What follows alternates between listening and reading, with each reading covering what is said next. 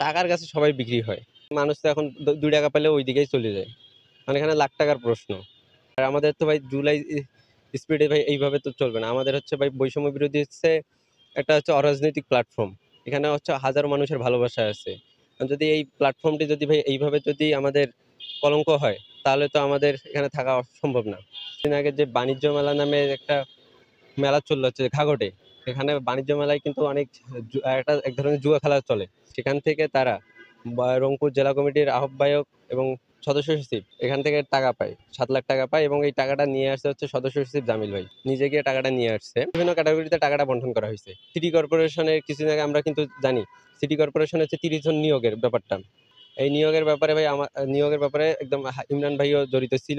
জড়িত থা জড়িত ছিল। এখন হচ্ছে এটার যদি প্রমাণ লাগে কল রেকর্ডিং আছে ভাই। যদি আপনারা চান তাহলে কল রেকর্ডিং আমরা দিতে পারি। কিন্তু একটু সময় লাগবে এই। কল রেকর্ডিং আছেই আমাদের কাছে। বিভিন্ন ধরনের মামলার হুমকি, তারপর হচ্ছে বহিষ্কারের হুমকি দেয়া হয়েছিল। এইজন্য আমার পদত্যাগ করার কারণ আজকে।